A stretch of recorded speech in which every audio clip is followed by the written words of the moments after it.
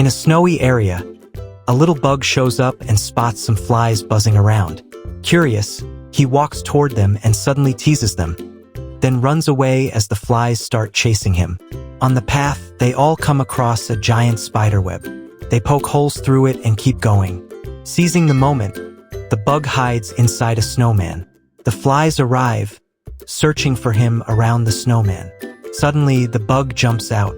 He knocks out the first fly with the snowman's carrot nose. The second fly goes down after getting punched. The third fly gets whacked with a broom. The last fly charges after the bug but slips, tumbles away, and rolls until it turns into a huge snowball that crashes right into the bug.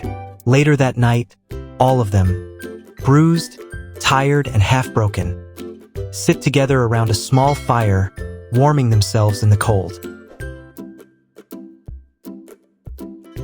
One quiet afternoon, on a lonely road, a fly was driving her little bus full of other flies. Everyone was chilling, buzzing around, having a good time. But then, out of nowhere, a sneaky spider spotted them. The spider licked her lips and thought, "That looks like lunch on wheels."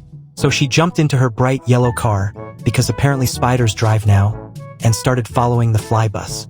The fly noticed the spider's car coming up fast in her mirror. "Not today, Satan." She floored the gas pedal, and suddenly it was like Fast and Furious. Insect drift. The bus was flying down the road, literally. The spider got angry. She hit the gas and rammed right into the back of the fly's bus. But the fly didn't stop. Nope. She just kept speeding forward like a true action hero. That made the spider even madder. She pulled up right next to the bus, glaring at the fly with all 8 of her eyes. She swerved, hit the spider's car. The yellow car crashed into a rock, bounced once, and landed straight into a massive pile of cow poop. A cow standing nearby just stared at the mess, chewing grass like, "Bruh."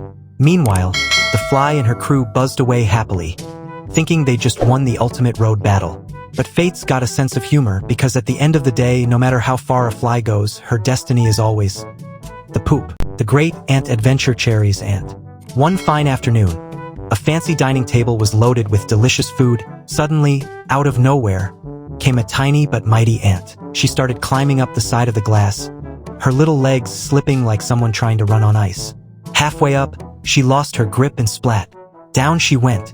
But this wasn't just any ant. Oh no, this was a motivational speaker in ant form. She dusted herself off and said, "I didn't come this far just to quit at the juice." So she tried again. Finally, with one heroic leap worthy of an action movie, she landed right on the straw like it was her personal elevator to glory. From there, she spotted her dream, that juicy red cherry.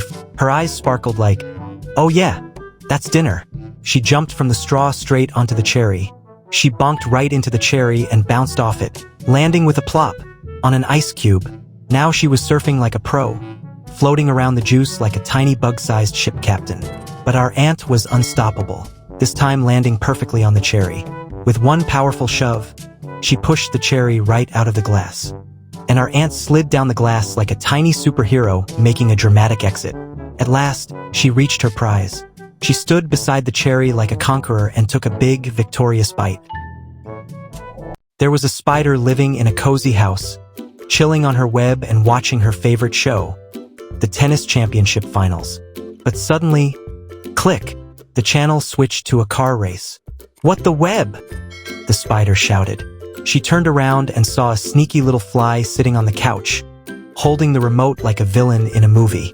Fuming, the spider crawled down and switched the TV back to tennis. But the fly smirked and changed it again. Now it was war. The spider tried to grab the remote, but the fly snatched it, zoomed into the bathroom, and, plop, dropped it straight into the toilet. Game, set, and flush, the fly buzzed. The spider lost it. She unplugged the TV's power cord in pure rage. But the fly, not to be outdone, zipped back, grabbed the cord, and plugged it in again like a tech support pro. That was the final straw. The spider grabbed a jug of water, shouted "match point," and poured it all over the TV. Sparks flew, and so did the fly. The TV died with a dramatic pft. Now, with no remote, no TV, and a soaking wet living room, both of them sat sadly in front of the washing machine, watching the clothes spin in circles. "Not bad," said the fly.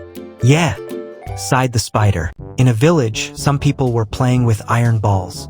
Nearby, a group of ants was watching them play. The people were hitting one ball with another, and during the game, one iron ball was struck and rolled far away. The ants immediately ran toward the ball. When they reached it, they all worked together to lift it and carry it with them. They carried the heavy ball a long distance until they finally reached their destination. There, some ants were already standing with a walnut. The ants wanted to use the iron ball to break the walnut. First, the ants took the iron ball up a hill and dropped it onto the walnut, but the walnut did not break.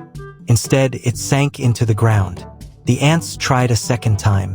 This time, they placed a piece of a broken pot under the walnut and dropped the ball again. The pot shard broke, but the walnut still did not crack. The ants made a third attempt. They placed the walnut on a large stone and dropped the ball. This time, the walnut bounced around like a rubber ball. Finally, the ants carried the iron ball to the highest hill. From there, they dropped it directly onto the walnut. This time, the walnut finally broke open. But then, something unexpected happened. Inside the walnut was a caterpillar. It had already eaten the walnut from the inside. All the hard work of the ants was wasted.